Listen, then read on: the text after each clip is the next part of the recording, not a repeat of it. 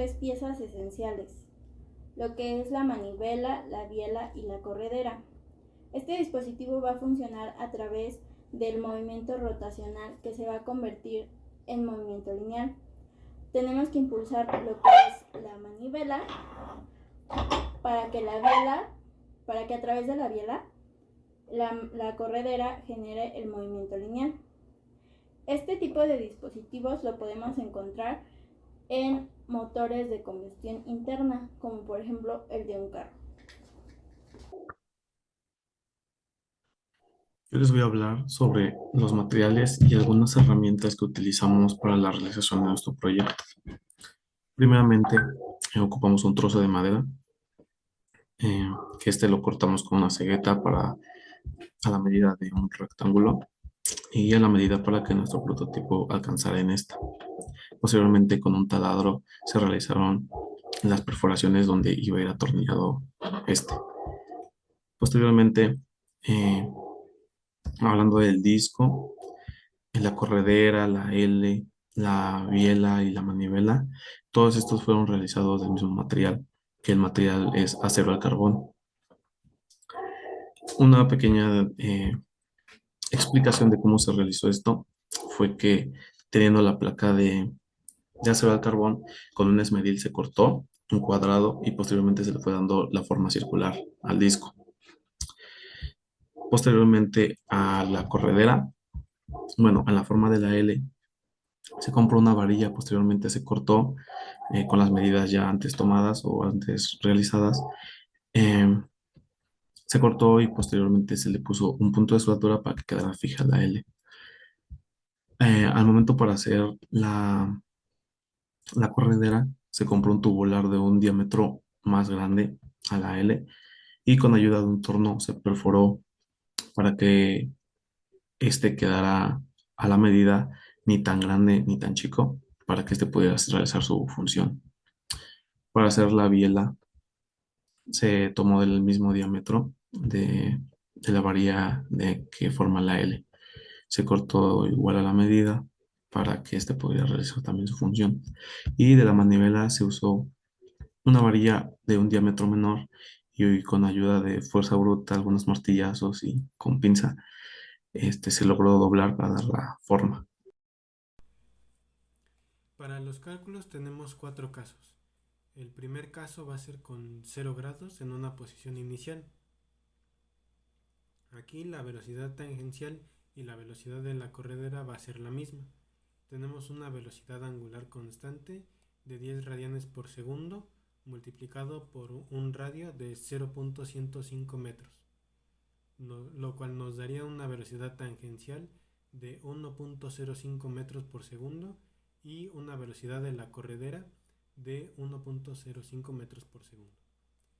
En el caso 2 lo haremos con un ángulo de 90 grados. Para hacer este caso hicimos uso de centros instantáneos, trazando perpendiculares para la velocidad tangencial y la velocidad lineal de la corredera. En el punto donde se unen será el centro instantáneo para la biela. Tenemos una velocidad angular para la biela de 5.4319 radianes por segundo. Para el caso 3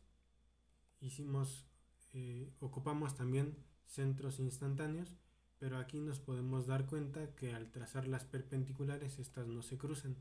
Por lo tanto, la velocidad tangencial y la velocidad de la corredera vuelve a ser la misma, de 1.05 metros por segundo. En el caso 4, a 270 grados, ocupamos el mismo método y en donde se unen ambas líneas es el centro instantáneo. Tenemos por lo tanto una velocidad angular de 5.4319 radianes por segundo y una velocidad de la corredera de 0.5703 metros por segundo.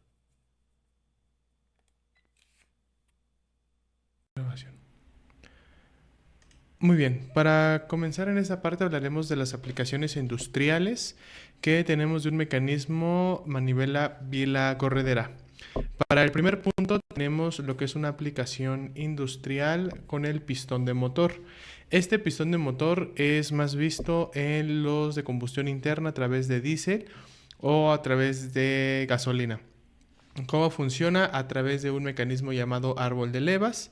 De igual manera tenemos un giro del lado derecho a través de una banda que genera con el movimiento del motor, y al poder realizar este movimiento con el árbol de levas, los pistones irán de arriba hacia abajo como los tenemos arriba. Este es el más común que tenemos en un sistema de vela manivela corredera, ya que se ocupa en la mayoría de las aplicaciones industriales, sobre todo en esta que es de un motor interno, de combustión interna. Después tenemos también lo que son los compresores. Los compresores más comunes que tenemos y de uso doméstico son los del refrigerador. Dentro del compresor, al mismo tiempo de todo el sistema que tiene como el embobinado y cómo está suministrando el gas refrigerante, tenemos también un movimiento de un pistoncito, que es el ruido más detallado de un refrigerador al momento que está encendido. A través de ese tenemos el movimiento del gas refrigerante por todo el ciclo, y este también es un ejemplo muy claro de este sistema. Después tenemos también lo que son las bombas hidráulicas. Las bombas hidráulicas las podemos encontrar para poder generar energía a través de una presa o a través de la caída de una cascada, pero también las tenemos para poder drenar el agua que se consumió en una ciudad, por ejemplo, en el drenaje. Entonces, al final del día, la bomba hidráulica tiene muchísimas funciones, pero su funcionamiento sigue siendo el mismo. Dentro de lo complejo que es, también tenemos la presencia de pistones que le da la fuerza al motor para poder drenar o para poder suministrar cualquier tipo de líquido. Y aquí también vemos el sistema manivela corredera de una manera más compleja, pero el funcionamiento o principio sigue siendo igual. Después tenemos como una aplicación más común la máquina de coser.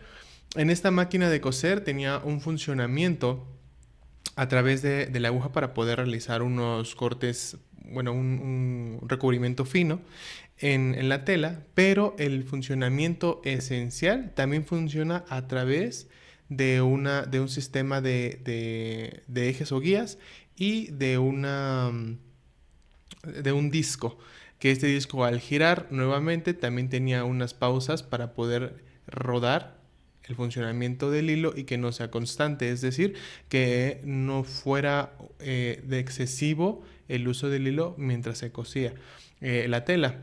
Esta ya actualmente no se ocupan claramente, al menos no tanto en las aplicaciones domésticas, pero sí en las industriales, en todo lo que es la industria textil. Las máquinas de coser siguen siendo de una forma más contundente, sin embargo el funcionamiento también es con un sistema manivela corredera, ya que tenemos también una pausa en los movimientos dependiendo de la velocidad del cosido. También tenemos como una parte más manual, lo que es el molino de maíz. Esta parte se colocaba aferrado con este perno dentro de la mesa o la superficie que estábamos ocupando como una base. En la parte de la tolva es donde se agregaba el maíz y se hacía de manera manual a través de esta manivela. De igual manera, a través de los ejes que tenemos dentro del molino, tendríamos este mismo sistema de manivela biela corredera y el drenado. Del lado derecho tenemos lo que son las perillas o los manuales para poder sujetar o apretar los engranes que tenemos por dentro, pero el funcionamiento sigue siendo el mismo y actualmente todavía se ocupa en algunos domicilios todavía. Sin embargo, ya no es muy común verlos. Y por último, de una aplicación de igual manera más industrial, tenemos todo lo que son las máquinas envasadoras o embotelladoras. Por ejemplo, en esta que fue la más famosa, a través de la empresa de Coca-Cola, tenemos muchísimos sistemas de manivela biela corredera, entre muchos otros, de los cuales funciona para llevar un mejor control de las botellas, la calidad de las botellas, del líquido, el suministro de líquido, el suministro de botellas por embalaje, etcétera, etcétera. Entonces, esto sigue siendo actualmente un proceso muy cotidiano y muy común dentro de todas esas empresas, alimenticia, textil, automotriz, e incluso aeroespacial, entre muchas otras. Aquí podemos encontrar muchísimas más aplicaciones al momento de poder incluso tener un control de la cadena de botellas, reiterando, la cantidad de producto, qué producto incluso, y obviamente todo esto ya a través de un mecanismo computarizado. Sin embargo, la parte física o mecánica sigue teniendo el mismo procesamiento. Y bueno, estas son las aplicaciones que tenemos de una manera industrial de este sistema manivela biela corredera.